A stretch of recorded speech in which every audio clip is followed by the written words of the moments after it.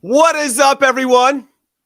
And in Soccer We Trusters, the Trust Fund. We've missed you. It's been a few days. We have a lot to talk about, of course. We'll do a little U.S. Women's National Team chatter. We'll talk about transfers, most notably Yunus Musah. And I heard Bruce Arena's making the news. So hit like and subscribe, and let's get after it. Yes! What is up, everyone? My voice cracked there. And welcome to John Wolianak's favorite podcast in Soccer We Trust. I'm Jimmy Trash Can. Dude, it's early here in Sydney, but I'm Jimmy Conrad, also known as Conradinho. And I'm here with Hollywood Heath Pearce, also known as the Heartbreak Kid. And no Charlie, because it's Tuesday, and apparently he can't do Tuesdays, because that's just how Chuck rolls, Heath Pearce. But we have a lot to talk about. Women's World Cup stuff. We have transfers, most notably in Serie A. We got MLS doing some business with Saudi Arabia. That's fun. We have Leagues Cup stuff to talk about. Yunus Musah, which is part of the Serie A transfer stuff. Bruce Arena making the news. Matt Turner. It's a lot. It's a lot packed into our little tiny show here that we appreciate everybody's support. Thank you for listening. And I'll do my best not to crack my voice anymore because I clearly am still a teenager. So Heath, talk to me. What do you got cooking? We're going to get into the Women's World Cup, but give me your temperature overall. How you feeling? I'm feeling all right. I think just for today, we can call our trust funders the trustees because our boy Austin is on the move permanently. Another nice one to talk about. But I'm doing okay. Jimmy, thought I had another little hamstring scare with the old hammy of mine. It turns out just a little misfire, and I'm doing good. So, as you know, Jimmy, and anybody who's played any sport for most of their life and is programmed into their scheduling, when you don't get that or when you get injured, it can have an overall effect on everything you do for the rest of the day. So for it to not be another hamstring tear, I'm pretty happy, Okay, so what happened? I mean, we need details. Are you just an old guy and you were just reaching for something? Yeah, it's just, some of the beach sports that I play on sand, you're kind of constantly on unlevel surfaces. And when you have that long sprint off of like a serve or anything like that, just that extension, gave me a little misfire, kind of told me like, hey man, you went hard on me yesterday. Just maybe chill out today.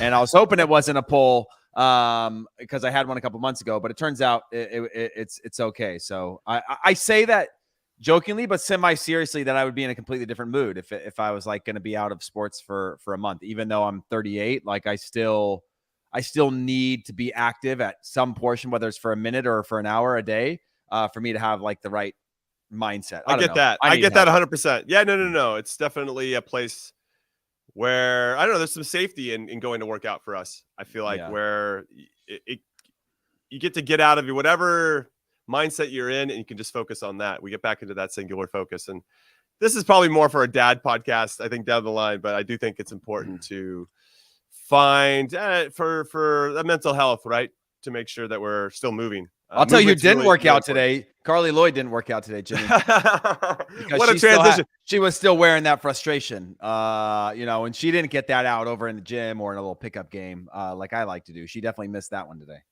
Yeah. So let's talk about the U.S. Women's National Team. And I guess we can start with Carli Lloyd, who is very frustrated in their 0-0 performance in the last group stage game in Group E, to see if they could get into, well, at least get first out of the group, because now going second puts them in a much harder path to win the three-peat. But Carli said this on TV. She said, I have never witnessed something like that before. You're lucky to not be going home right now. Amongst a lot of comments that she made, she was upset afterwards. And I actually want to get into this part of it because maybe we'll reverse engineer. So the women finished 0-0 for those that are unaware. It was in the middle of the night for a lot of you. And it was enough to squeak into the round of 16. Netherlands had done more than enough. They beat Vietnam 7-0. So it was going to have to be a monumental task to beat a pretty feisty Portugal team that we all knew that was going to be the one, Heath, that was going to be the most difficult. Mm-hmm. Vietnam was going to be a walkover. Netherlands, obviously, are going to want revenge after us. We beat them in the final in 2019. And also when we beat them in the Olympics, we're also a different team from those two versions. And then you take on a Portugal team that's improving immensely. And I think it's another sign that the gap is closing. But there was some dancing and smiling by some of the older players. Initially, I think Carli started her criticism of the younger players not showing up on the biggest stage, and that's why they're here. And so I'm paraphrasing her. And then maybe I'm softening her statements. And then they showed footage while she was in the middle of her criticism of Megan Rapinoe and Crystal Dunn smiling and having fun and dancing, because I think they were just trying to celebrate that they got into the next round. Yeah. I want your thoughts on that, because I think it's getting blown out of proportion. I believe that Megan knew the camera and cameras were on her, and there was a choice by the older players that, hey, we didn't play well. Our younger players, we have 14 new players in this, Heath, that are playing in a World Cup for the first time. That's a lot, actually. Mm-hmm. And the vibes must not be good. And I think that Megan and Crystal Dunn and some of the other older players have taken it upon themselves to say, we got to change the vibes here. The vibes aren't good. And we have to get through this. Megan talked after the game. It wasn't a great performance, but we got to continue to move forward. So I think there was a choice there to try to change the mood, and the older players are trying to do that. And maybe it wasn't the right time for Carli, but I get what they were trying to do. It felt like there was a method behind that madness. It wasn't just because they want to be Instagram stars or building their brands or any of that crap. I think it was more purposeful than that. What do you say? Yeah, look, I think the performance was crap, right? First and foremost, I thought it was a bad performance. I think they haven't played well at all in this whole tournament. Well, maybe the second half against the Dutch, I thought was all right. Yeah, but like for the U.S., who are the gold standard of things, you expect a certain level of comfort in what they do. And I agree with her that they were a post away from going home. Having said that, when you go through those motions in something that big, I go back to the fact that I did the Galaxy Vancouver game the other day, and Vancouver got absolutely battered for most of the game. They got 2 half chances, scored them, and went through the next round, knocked the Galaxy out, right? And they celebrated like it was a massive moment, right? The way that the team, the bench, and everybody, and they played horribly, right? And it's like that I think the spoiled mentality to think that because they didn't play well, even though they advanced, they shouldn't have a right. Like the U.S. men's team should never have a right to celebrate when they go on to the next knockout rounds because of the way in which they qualified for the knockout rounds. I think that part is wrong. I think you celebrate those wins because with those high highs come the potential low lows, right? And if this team falls short, they will get their moment. They will get their cake. They will have to eat that, you know? So in a moment like this, like you said, you can take something and lift out of it. Maybe there was a little bit of arrogance woven into it as if like we had this all along. I don't know. I try not to read into that. I actually don't think that at all. I believe that we have players that have been around enough to know when they play like shit and when they don't. And this felt purposeful to me, where we can go and wallow and have sad faces. And when you saw after the game that Kelly O'Hara get in the little team huddle and like getting after it.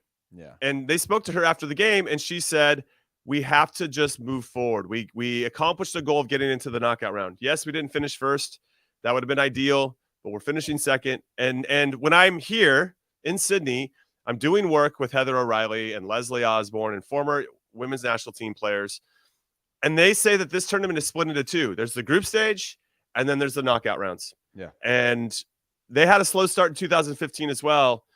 And then it started to click for them in the knockout rounds, and they took off. And but they still grinded in a lot of those games. I get that. I get that. You talk about France. You talk about the England game. Like I do think the rest of the world is catching up. I do think that the style of play, technically from other parts of the world, is superior to the U.S. over the athleticism. I agree with that. You watch Portugal and some of their combination plays of like moving the ball 7-8 passes in, out the other side. Just some of that patterns of play, really clean, right? Really crisp at times. I agree with some of that sort of stuff. But we are now in the knockout rounds, and it's a whole new tournament. And you can either like live in the depths of despair of the way in which you got there, or you can use that as a learning. Like you said, a slow start doesn't mean that they're out. They could. It just takes them able to click at one moment. You know, maybe it's the coach, maybe it's the players, whatever it is. It's not good enough so far, but they get a second chance now. And I think there is some reason to be excited about that. You can criticize. They played like crap. I don't disagree. Criticize the performance. No, I get it. Now I in the knockout rounds with the new champ. Yes. And obviously anytime there's a performance that looked that lackluster, and we've seen it pretty consistently, Heath. What's kind of worrying for me is the fact that we know that we're starting slow. And Lindsey Horan, co-captain, says we are starting slow. We got to figure that out before this last game. And they still come out and start slow. maybe they pressed a little bit for the first 4 or 5 minutes, but you and I have been on the field enough to know that if you run into an opponent and all of a sudden the press, I'm using air quotes for those that can't see us, the press that you have, and they play through it a couple times, you're not pressing anymore, dude. And I feel like Portugal demonstrated that they can hold the ball under pressure. And once they make a couple telling passes, you have to adapt to that. The problem is it feels like we have a plan A, and we've talked about this with the men's national team, and then we don't settle into a plan B quick enough. Right. And that falls on the coaching. And I don't think Vlakto should have had the job after the Olympics. You could see signs of this lack of cohesion or an understanding of how we're going to move or how we're going to adjust in that tournament. In that first game, just to remind everybody, we got absolutely slapped by Sweden 3-0 in that first game. It wasn't even close. There was only one team on the field, and they beat us. And then when you go through the tournament, very similar to this, it's just like we're not like flexing on them like we used to. We're not flexing on teams like we are the defending back-to-back champs of this competition, and we didn't look very good in the Olympics either. And I remember thinking after that tournament, after we lost to Canada in the semifinal, I know we won the bronze, but it just something was off, and I was surprised that we retained Vlakto.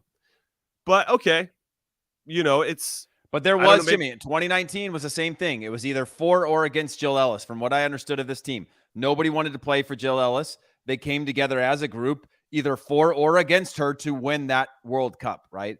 I think there's always going to be a question about the coaches. I fully agree with you. They've got a bunch of brand new players in this World Cup as well. And they're not playing well. I fully agree with all of that. But at a certain point, those players also have to be like, players unable to solve problems in real time and understand. I think some of that's tactics, right? The way in which they set up, because they got smacked in the face a bunch of times where they just couldn't find a rhythm, right? And when they did, it was a simple first pass, second pass, and then the third pass was ball out of bounds, not sharp, those types of things. Like little details where it just looks sluggish. It looks a little tired. It looks a little bit, and now this is about the young players and the inexperience.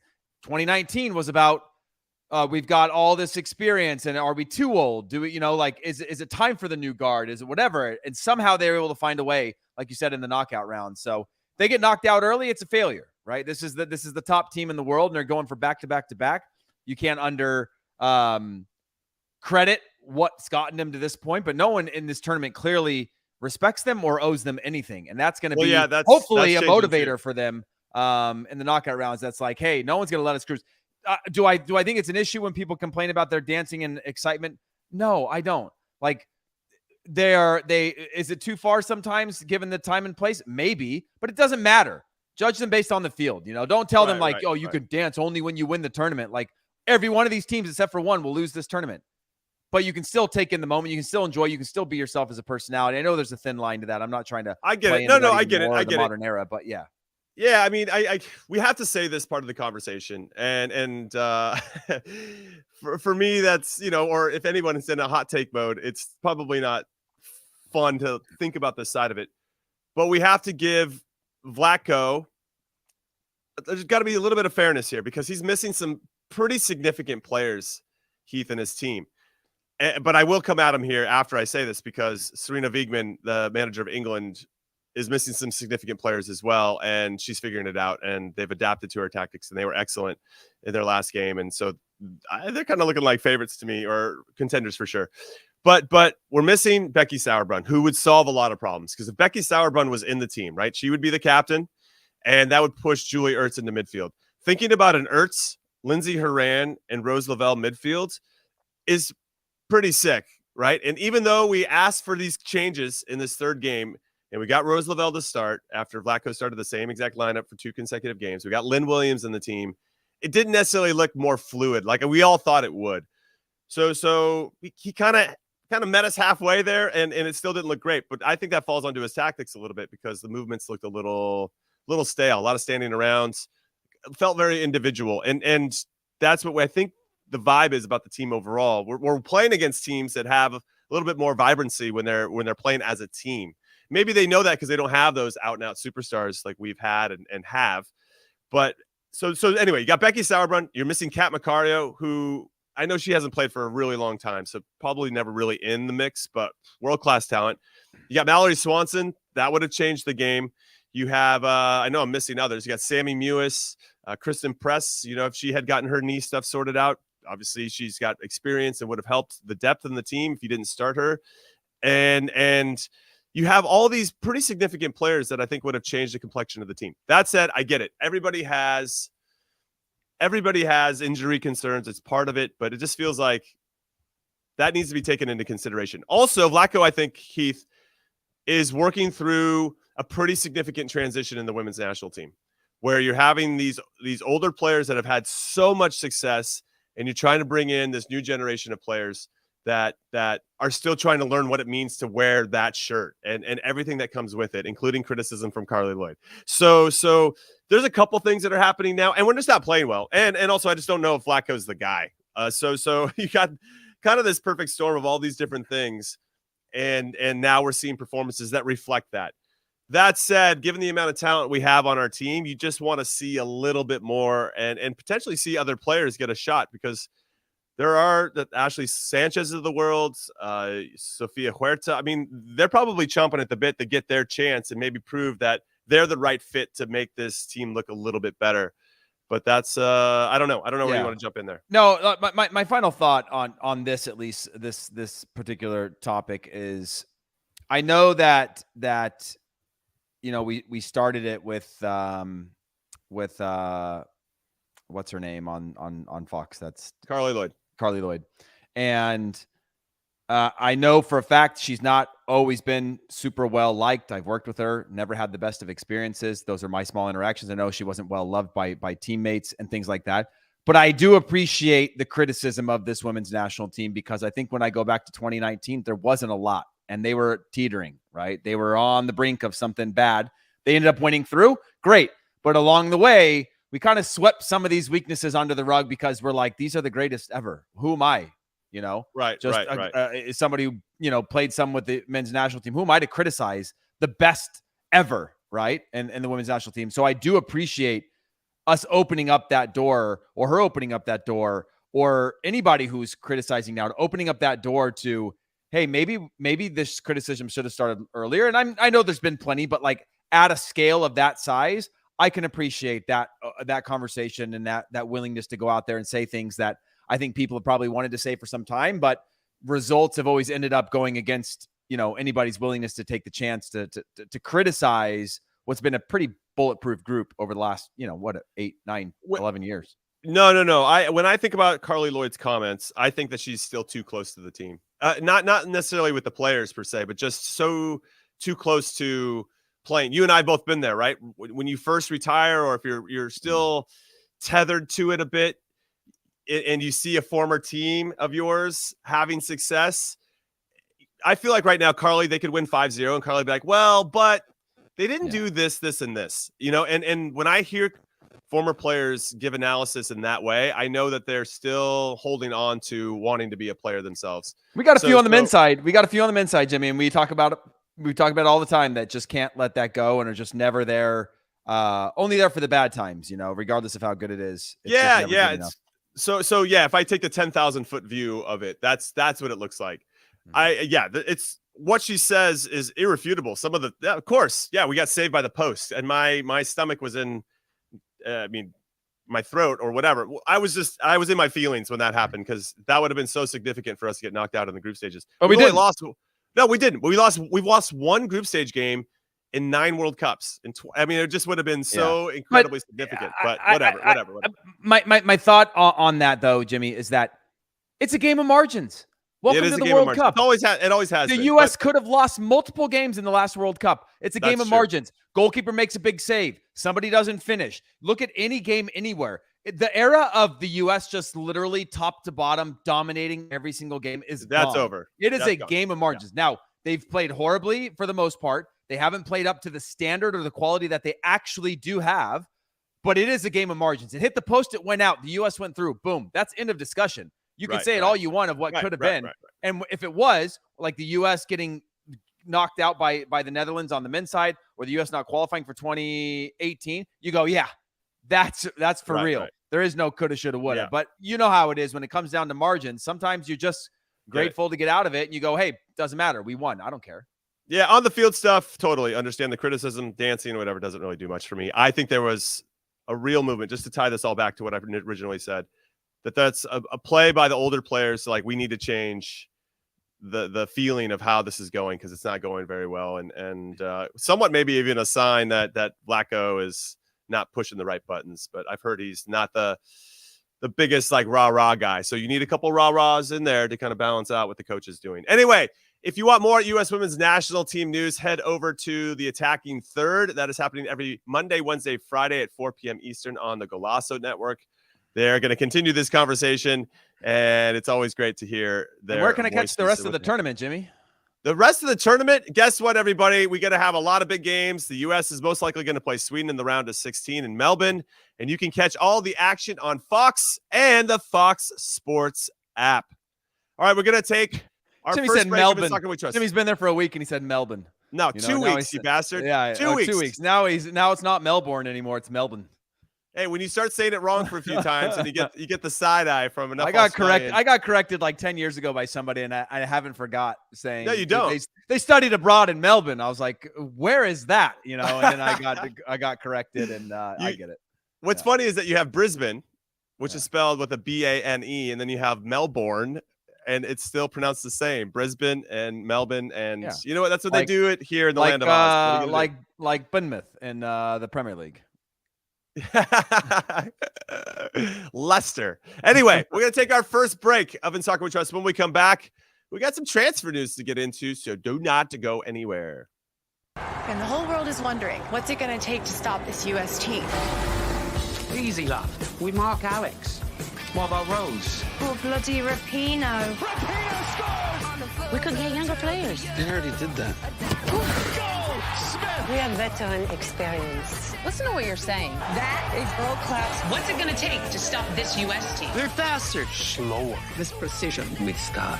Good luck with that. Welcome back to In Soccer We Trust. I'm Jimmy Conrad alongside Heath Pearce and no Charlie Davies, which is a great running joke. I feel like we should get a t-shirt that says no Charlie Davies. We're having a great time here.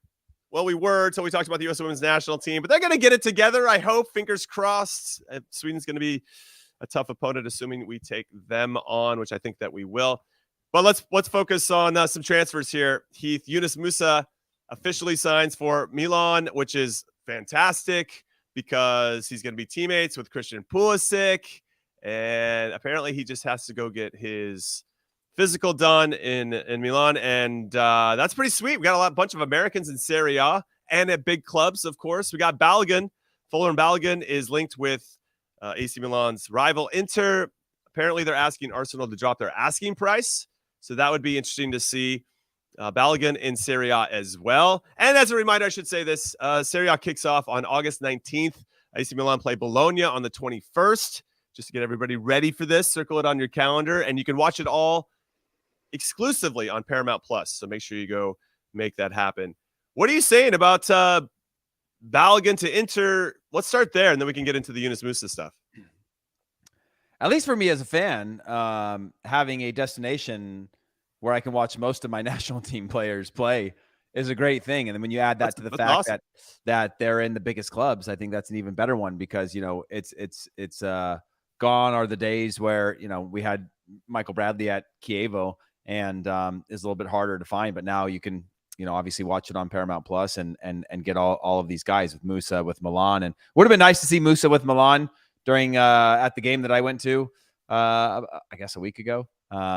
In Los Angeles, it was AC Milan Real Madrid game, but there'll be plenty of time to get him integrated into the squad. And then Balogun again asking them to drop the price is fair. I mean, it's a pretty big asking price for a guy who again is really only had one good season, one full season, right? And he's exceeded expectations, but it's a big lift. It's not like he's done 2 years somewhere or he's done, you know, however much time to prove that, like, you know, he's a halfway to 100 million type of player. Do you feel like Arsenal are just trying to cash in on the hype? That's what it feels like, without really giving him a chance to maybe, you know, spread his wings in Premier League. So I think they'll sell him for sure. I just think that, that is a big asking price. I would, if I was to try to do the same thing, like, okay, we to your point, we saw him do it for one season. He's the first American to ever score 20 plus goals in a top 5 European league. That's great. Though is France even a top 5 European league anymore? I think they dropped. Now it's 6. They're like 6 or 7 now. Yeah. But we all know that it's a very competitive league, and he did it for a team that was always going to be mid-table, even though they had a great run with Will Still, their young manager, in there. And so I think that there are a lot of people that want to see him do it again, potentially in a different league, to prove that he's worth that value. I mean, but you look at Jonathan David, and he did 15. What were his numbers? He had in the Jonathan league, David's done it for a couple of seasons. He had 13, he had 15, and then he had 24 for Lille in all 3 of those seasons, right? And so that's a lot of goals to score and continue to improve. 13, 3, 15. Right. 13 goals, 15 goals. 24 goals. I mean, that's the kind of guy where you're like, okay, he's bona fide. Somebody's going to get paid I'm a willing lot to invest 40 to 50 million for him. I agree with you. I mean, he was 8. I think he was 80 at one point, to be fair. But like, I think that's why he's been at Lille, because I don't think anybody's even met that asking price. So he's probably closer to that range. Yeah, maybe. But this is obviously, we're not knocking Balogun at all. We want to see him move and go to a club that values him and gets him some playing time. But I do think if you are a suitor, you just want to have a little more experience there to prove that that's the value. Otherwise, you're going to get caught overpaying for a particular player. Now I'm speaking hypothetically, because we know that Balogun is the goods. All right, let's talk about Yunus Musah. AC Milan plays Barcelona tonight in the U.S., so keep your eyes out on that. We'll see if Christian Pulisic gets to start once again. I think that he will. What's been pretty cool about this Pulisic to Milan stuff is that Rafael Leao has come out and been a huge supporter of Pulisic, like really loves his game. Thinks he's a great signing, that he can beat 1 or 2 players and really hopefully create some space for himself. And I'm paraphrasing now for Rafael Leao, but really gushing with adoration for Christian. Now they've signed Samuel Chukwueze, who they're kind of liking him as I don't want to say poor man's version of Leao, but has a little bit of that shiftiness that Leao has, and gives him maybe that proper winger on either side of Giroud.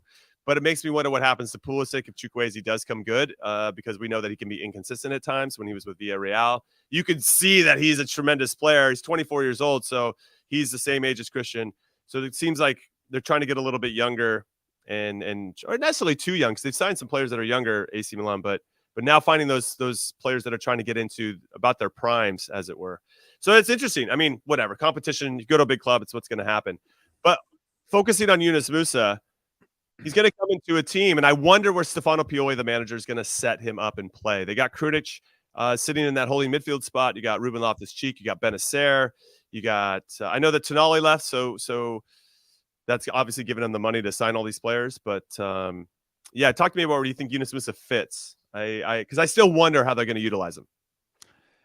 The good thing about Yunus Musah, I mean, I think he's in somewhere in the midfield 3, right? I think that makes the most sense. I don't really see, and we saw this with Weston, thinking he would be a little bit deeper, and he ended up playing that first season a little bit more connected to the strikers as sort of a high 8.5 or a poor man's 10 type of thing. I don't think Musah's that guy. I'd love him more connected to the ball, but like you said, with Tonali gone, there is competition for space now. And somebody who's got a name that we all know and recognize is going to be left out of the lineup. And so it'll be interesting to see how he can compete, but they're spending money on him. And so, I think 20 million is a good price for Yunus Musah. He's only 20 years old. He's played 108 games for Valencia over the last 3 seasons, 5 goals. And as we mentioned before in a previous podcast, has he played 108 games? Yeah. That's what I read. Yeah, it's a lot. 20-year-olds, that's a lot of games at a high level. And it's not like they're taking a flyer on a 20-year-old who has had limited minutes. They're actually getting a kid who's been around, played in the World Cup, and continues to get better every time we see him play. And now has shown in the Nations League that he can also sit in a 6 and provide some value there for you as well. So clearly got a great IQ for the game, and that's been on display for a long time. Now, how does Pioli bring him in and utilize his gifts? that's going to be the challenge. But he's going to a club with some competition, as it should be if you're going to go to a big club, and I hope that he gets a fair crack at it. I guess that's kind of where I'm starting. I mean, you sign him, of course, but sometimes, managers bring you in like, oh, well, it's like a year project, because we've seen it with some of their other players, with Salamakers, who never really made. He's gotten his opportunities, but maybe hasn't taken them. So that's more on the player than it is the coach. And then you have, was it Zelaryan, who also hasn't really made his mark, but had a few chances. So I hope that Yunus doesn't fall into that space where, or the Serginho Dest space, where we'll bring you in. You seem like you got something to you, and then they realize quickly that you don't really fit, and then they never play you and then never dress you anymore. So I don't think Yunus falls into that camp, but I do have worries about it a little bit. What I do like about a core of our American or U.S. national team players playing in Italy is just the tactical demands. And I know I mentioned this before, but when I played with Marco Di Vaio and I played with Matteo Ferrari, who had spent most of their careers playing in Serie A, there is a completely different tactical world that happens in Serie A, and the demand for tactics and the sort of overemphasis on making the game more simple through tactics, and the buy-in that was demanding just positionally. Like, I had played in back threes, I'd played in back fours and things like that, but I'd never played in a system like that before. So the education and learning something new to challenge our players, to give them more tools, I think is a massive opportunity. I don't want to paint a full picture of what Serie A is, but it is very tactical in terms of the demands and the way that they play. And most leagues are tactical, but there is you don't get to like sort of skirt around the tactics when you play in Italy. Well, I think that's what hurt Serginho Dest, to be honest. I don't know why, because we can all see what he can bring to the table, but if you don't have that discipline, that positional discipline to understand your job on both sides of the ball and with or without the ball, you're just not going to get that same respect. So yes, it might not be as tactical as it once was when they were kind of known for the catenaccio, but I still think, especially because the managers grew up in that environment, most of the managers in Serie A are Italian or played in the league for a long time. There seems to be an emphasis on, you have to have this foundational understanding of tactics, so that if I shift you in a different way, or if there's like, we want you to start in a different starting position, like, you just understand. There's a shorthand, I think, to understanding how they move. And I could see players getting lost there if you don't have that tactical acumen. Now, I'm not saying that's exactly what Serginho Dest didn't play, but I get the sense there was a little bit of that, because we've seen him lack that tactical discipline at times. That's all. Absolutely. That's all I'm saying. That's all I'm saying. All right, let's move over to the Premier League. This one gets me a little bit concerned, because Matt Turner is apparently on the move, with Arsenal reportedly bringing in David Raya from Brentford, who is a pretty sick goalkeeper when he gets going, and that would be a big loss for Brentford. But he comes in to be the backup to Ramsdale. I wonder what they're promising him with regard to that, if Arteta is going in on Raya. And then it looks like Matt Turner, who's 29, by the way, so I can understand if they wanted to get a little younger, but they signed him. I don't know. It's kind of a weird deal. But it looks like he might be going to Nottingham Forest, and I think Nottingham Forest is waiting to see what happens with Dean Henderson. So there just seems to be this domino game going on there, Heath Pearce. And then Ethan Horvath's Forest future remains unclear, even though I think he was looking for a championship club. So a little bit of that's going on. And we got some Petrovic stuff out of the New England Revolution, because I think Nottingham Forest was looking at Petrovic as well. And the Revolution are blocking it, saying they want to keep him throughout the whole season. Petrovic wants to leave now. So it's all getting kind of sticky, and somehow the Revolution might be, I don't know, man. But let's get back to the core. Matt Turner's on the move, and if Arteta is looking elsewhere, that's a sign that they don't really see Turner being the future, and that Ramsdale's ultimately won the number one job. So what do you think Matt should do there, Heath Pearce? Oh, I think he's got to move. I think for his own ambition, whatever, I think he's had a good period there. I actually do think, although he's lacked significant playing time, he's gotten a lot better as a player. With his I agree with that.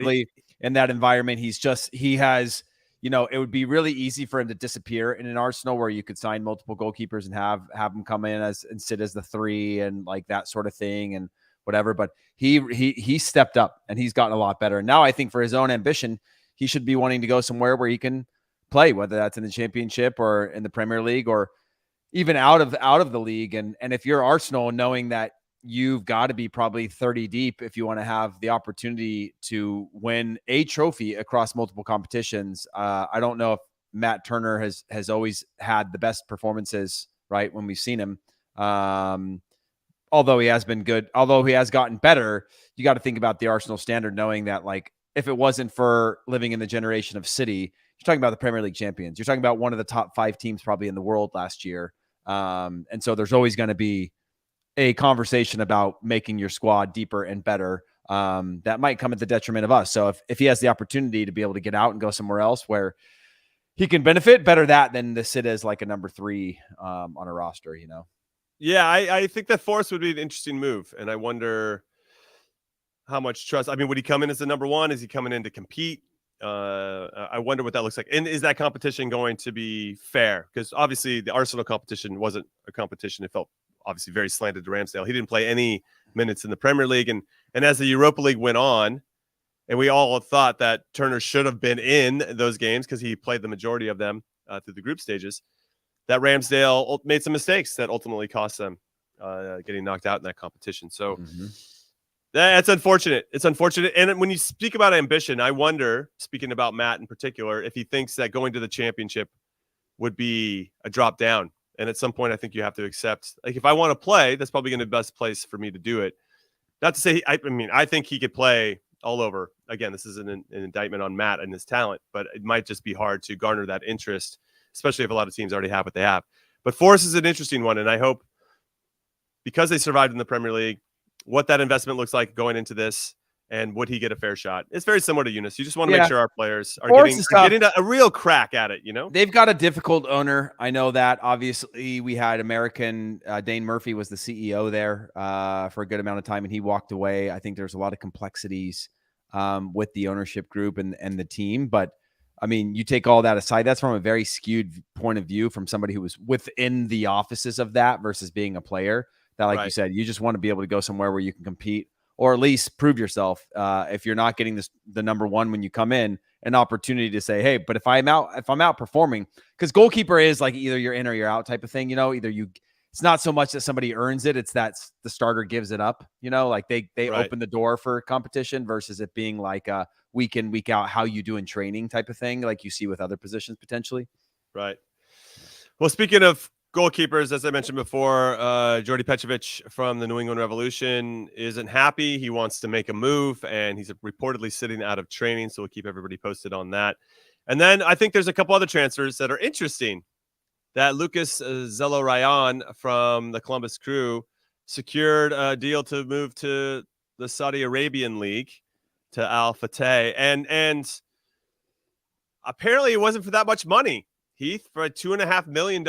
And I know he's 31, but I find that interesting. Now I'm a huge Wilfred Nancy fan. I think that guy is a hell of a coach, and the crew look fantastic and inspired, and it's a lot of fun to see how they've been performing this season under Nancy as coach. And he already shown signs of what he could do at Montreal prior to taking this job from Caleb Porter.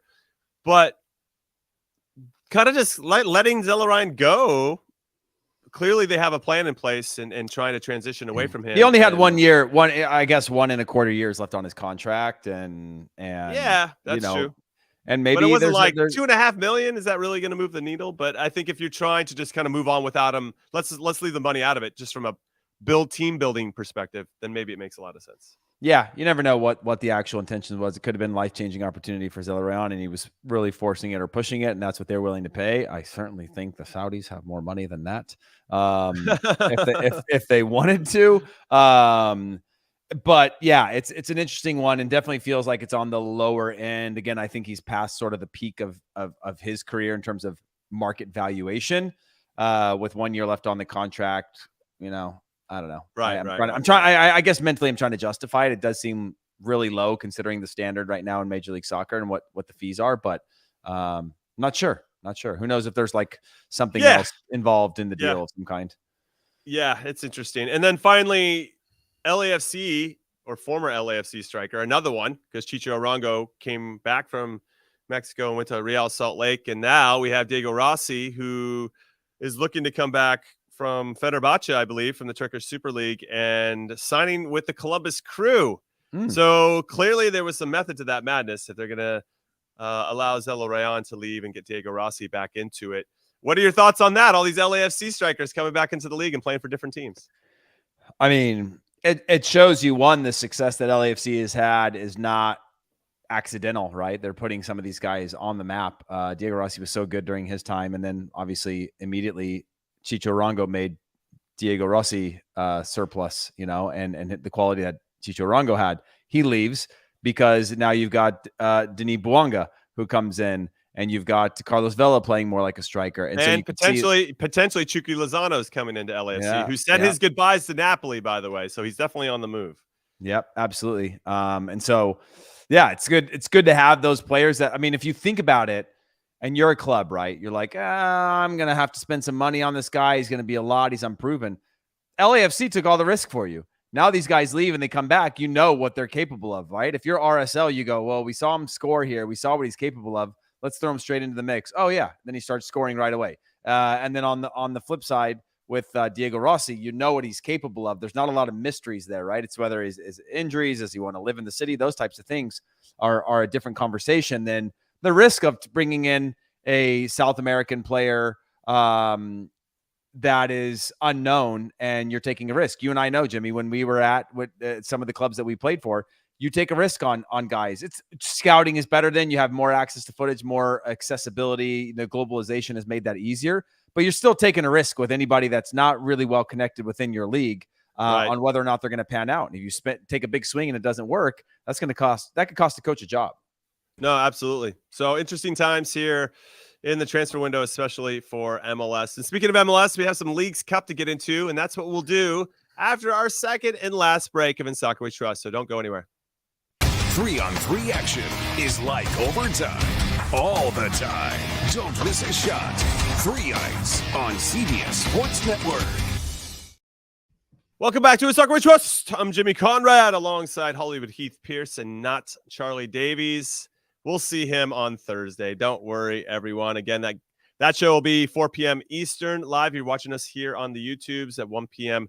Pacific, and we'll have a lot to get into as we do. And we'll have some Milan news because they'll be playing Barcelona again tonight. So how they perform, how Pulisic performs, looks like everything's going great. But I promised some Leagues Cup. We're down to the round of 32, Heath Pearce. That means we get LAFC in the competition, and they're taking on Juarez from Liga MX. And I think what's interesting is that Chivas Guadalajara finished bottom of their group, even though they're doing well at the moment in Liga MX. And we saw some pretty surprising performances. We also saw some teams that took it a little bit more serious than others. But when I see the performances on the balance, Monterrey looked great, and Tigres, not a big surprise, look great, and they seem to be the favorites from a Liga MX perspective. And then MLS, I think it's spread around a little bit. I mean, Charlotte took this pretty serious. I thought that Miami, obviously, with this guy named Leo Messi, looked like they could be a threat, Heath Pearce. So this is a pretty interesting competition. Now that we're, 10 days into it, 2 weeks into it, how are you feeling about it overall? I still feel like it's going to take us probably 3, 4, 5 years to really appreciate and understand the impact of this competition because it's new. But I do like that we're getting into the knockout rounds, and I believe that most of these teams are going to start to really try to ratchet it up and take it into another gear. Yeah, I think generally speaking, I spoke to Ben Olsen earlier today, and he was talking about geez, let us know when you're about to flex on us. Yeah, and he was talking about that he actually thought that every club was trying to get to the knockout rounds. Nobody took this less seriously because the implications now for the LA Galaxy, Jimmy, are that they've got basically 3 weeks or a little less than 3 weeks till their next game. That is not an ideal scenario. Now, that's good for resting up. That's good for a little recovery, but no game for 3 weeks is not a great thing. Okay, can I jump in and say that the Bundesliga takes a break in the middle of a season? Not that I like this. I'm just saying that there are leagues around the world that do have these little mini breaks throughout. I mean, most of them do take advantage of it, and some of them don't. Yeah. I mean, most do out of England, outside of England, in terms of taking a winter break. But it's they do a winter break and then you go into a training camp and then it's I'm not justifying it because it is basically the same thing. But when somebody throws something into the middle of your season and it's got variables, the break that you have in the Bundesliga, Jimmy, is the same every year. You could have a week break in Leagues Cup. You could have a 3-week break. And that's a hard thing to plan. So when we talk to a lot of these coaches, they've been talking about, like, we've got 4 game plans, right? Knockout in the group stages. How do we handle the next 3.5 weeks? We get knocked out in the round of 32. What do? We get knocked down in the round of 16. What do we do? Because it's just changes a lot. Not to say you can't handle it, but, like, I don't know, 3 weeks without a game and then having to go straight back into the league. Is that a good thing or a bad thing? It could go either way, I guess. You know, if you're a team that's on the mend like the Galaxy, who has a ton of injuries, do your players get back by then? Does it change the mood? Does it change the morale? I don't know. But it was certainly not the thing that any coaches that I spoke to wanted to deal with, which was a long break in the middle of the season and then get your players to keep their fitness and ramp up again, or have some sort of significant game against a college team or whatever. No, I get that. I think that, again, that kind of falls into the camp of these teams and these clubs and coaches will figure out how to manage that probably a little bit smarter and more efficiently moving forward, given the health of their team, how serious they want to approach this overall. I mean, the Seattle Sounders, who I thought, yeah, they probably could make a run. They have the talent. They won the CONCACAF Champions League. So they are battle tested, as it were, and they kind of flamed out, you know, and is that because of current form? Is it because they weren't really kicking it into gear? Did they want the rest? I mean, there's a whole bunch. They're not great right now as a team, you know. No, I know that. I know that. So you have all those dynamics of, like, this could be a turning moment, not necessarily to go and win it, but to get some results. And another thing that Ben Olsen had mentioned today was about how much his players are learning, because generally speaking, the style of play in Mexico, they're happy to keep the game end to end. They're happy to keep the game wide open because they're so good in transition that if they leave 3-4 players up that are just absolute killers, they will punish you on that. And they're happy to play that game. That you can develop bad habits at times in MLS because you can get away with that, right? There's maybe a handful of teams that will punish you consistently for a bad turnover or leaving the game wide open or overexposing yourself. Whereas the way that they play is built around punishing you over and over for that type of thing, which is, like, you know, for our players to learn, that's a great thing to learn. It has been interesting to see MLS slapping some of these Mexican league teams, though. So I wonder how, we're talking almost from an MLS perspective, but how does Mexico and their teams approach this too going forward? Because I think it's interesting that all the games are here in the States. I get why they're doing it from a quote unquote financial standpoint, but I think this would make it a true competition if we had our MLS teams had to travel down to Mexico to play some home games. And I think we'd all agree, I assume, that would be good for our player pool and just the players overall to continue to sharpen our teeth and get better as a league and individuals as players and teams and blah, blah, blah, blah. All right. So there are 2 games that I think really stand out for me from an MLS perspective. We got 2 derbies. We have the Red Bulls taking on NYCFC. So that'll be a fun one. And then we have Miami and this guy named Leo Messi and Sergio Busquets. And apparently Jordi Alba might be making his debut. They're taking on Orlando. So a little bit of a Florida derby there. Apparently there was a Messi mural that was defaced in a local city in Miami. So that's, you know, not great, but it kind of, with purple paint, we can argue that it was. Wynwood is the arts district, and there's a lot of graffiti there, and so you know. But clearly, purple paint feels very Orlando. Yeah. It could just be a guy that tripped and fell, Jimmy, and threw accidentally on his way home from a painting job, and it just flew out of his hand randomly. It's like that Grimace trend. It's like Grimace, the Grimace trend. Yeah. Something happened with Grimace over there. It's all just a McDonald's advertisement for another deal. Lionel Messi deal. That would be next level if that was actually the case. So Leagues Cup, obviously, round of 32 coming up, and it's going to play out. I believe the finals on August 19th. So a lot of Leagues Cup games coming up for you over the next 2 weeks, which should be a lot of fun. All right, let's talk about Bruce Arena, because apparently he's been placed on administrative leave over allegations of some insensitive and inappropriate remarks. This was the statement from MLS that the New England Revolution sporting director and head coach, Bruce Arena, has been placed on that, what I just said. And Kurt Onalfo, who coaches there in New England Revolution 2, is taking over as the sporting director as of now. Richie Williams will be the interim coach until this all gets resolved. I'm kind of surprised, Heath, because I've always known Bruce to be pretty straightforward. I haven't seen any. I wonder where this is coming from, what he said, but I've never seen or witnessed or heard of any of these types of things before. He does have. He can give you that those snide remarks and criticism. I've seen that per se. So maybe he pushed it too far with one particular player, or I don't know. I'm very curious to see the details of this. Yeah. But in light of Petrovic's maybe there's some Petrovic stuff here, but that feels so recent that this feels like this has been maybe a longer, more drawn out issue. I don't know. This is so much speculation from me, but. Yeah. But given my experience with him, I've never seen. He's always been kind of a man manager, a player manager, and so I kind of wonder where this is coming from.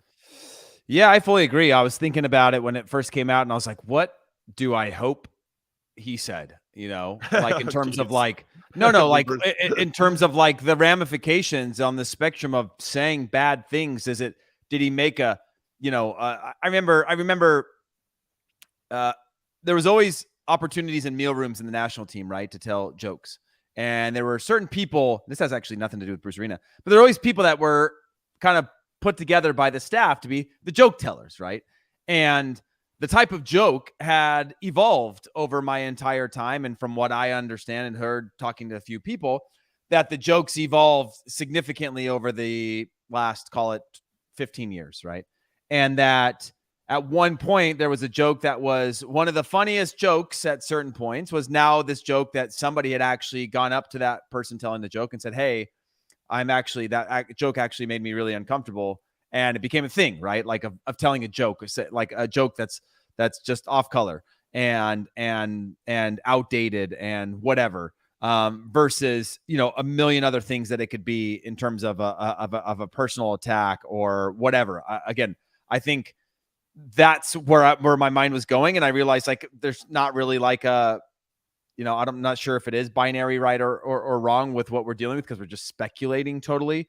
I'm just more curious as to which way it went, what actually took place, what went down, what said, was it a repeat offense? Is it something that had been flagged previously? Was it an attack on somebody, a personal attack, or was it an off color remark as a joke that again, has no place in the game, I guess, Yeah, we're going to learn. We're definitely going to learn more as time goes on. And I'm curious. I mean, for Bruce to be placed on administrative leave means there's something pretty significant going on. Otherwise, I feel like you just could have dealt with it internally. But that's a good point. Yeah. That's a good point. Yeah. So we're going to learn more.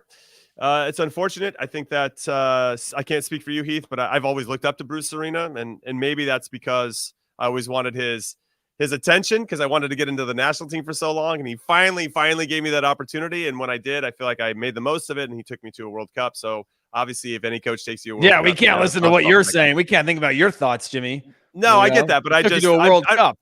I'm just throwing that out there that I've always looked up to him in that way. So when you start to hear that, and I obviously was disappointed in what happened in 2018 when we didn't qualify for the World Cup, but that was more of on a coaching side.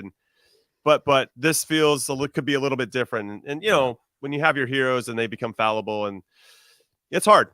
So this is me. I'm giving you my own personal vulnerability about how I'm feeling. No, I just hope that I hope that they do the proper investigation and there's the correct consequences, that they don't get caught up in the fear of like cancel culture and those things, that they look at it through a clear lens and address it and have it play out the way that I think is best for whoever is either impacted or the organization and the people and all that sort of stuff. That's, obviously that's what we all hope for. And that's not always, what you get in today's world.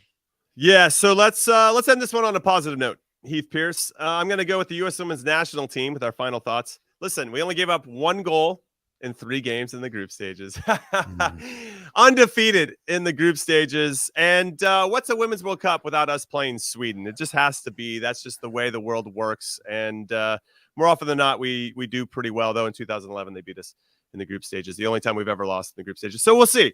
We'll see how this goes. I'm hopeful for a rebound and for us to put out our best performance. We still haven't seen that yet. We're starting to see versions of that with other teams.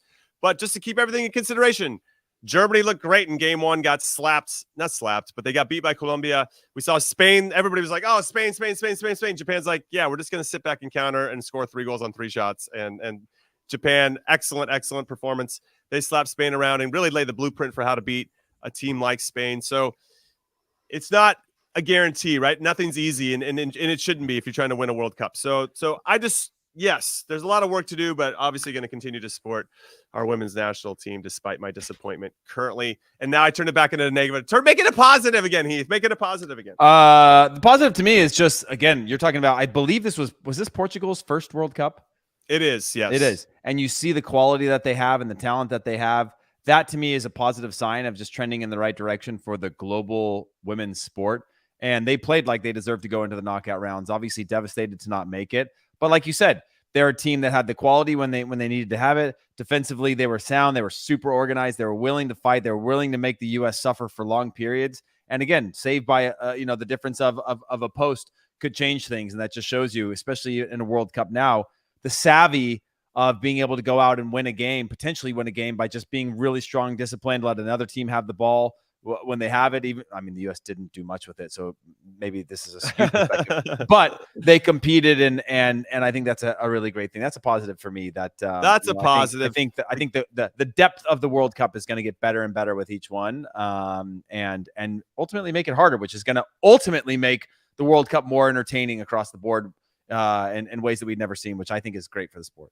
Yeah, it's great for the sport. I actually am as long as the U.S. women win it every time. Of course, we can have close games, but as long as the U.S. women win it, all of it, it's win-win for everybody. That's why I love the expanded tournament. We're also getting a lot of fun stories like the Philippines and Haiti, and them having wins in this particular tournament's only going to continue. I hope for them to get investment so that our infrastructure grows. And to your point, rising tide lifts all boats. And by the way, Jimmy, that's a positive. And by the way, the rest of the world hates the U.S. women's national team, for the record. They don't like them. They don't think about them. They don't want them to win. They think they're spoiled. They think they're overrated. That's what the rest of the world thinks. And when you're on top, that's what they're going to think. And I think the more that you have more quality teams around that, right? Because nobody's looking at it through the lens that we are, which is like this privileged position of like, are we going to go back to back to back? I hope we are. The rest of the world is like, no, I hope they all fall flat on their faces in the group stages. Like there was a sigh for the rest of the tournament teams when the U.S. snuck through on that one, because they're like, oh, man. Because also they might find a rhythm and get really, really good. And then that's the team you don't want to play. Yeah, 100%. Well, there's been 8 Women's World Cups prior to this one, and the U.S. have won 4 of them. So I can understand why everybody doesn't like playing against us and doesn't want to support us around the world. And we've never gotten worse than 3rd in a Women's World Cup, Heath. So we'll see if we make any records in a different way. But that's it. We're done. Within Soccer We Trust. Thank you for listening and watching. As always, we really value and appreciate your support. So on behalf of producer Des, producer Alex, Charlie Chuck Wagon Davies, Hollywood Heath Pearce, and myself, Jimmy Trash Can Cream Cheese Conradinho Conrad. I got it right. Yes, after stumbling at the very beginning. We will see you in a couple days, and we're going to get after it like we always do. So enjoy it. We'll see you soon. Later.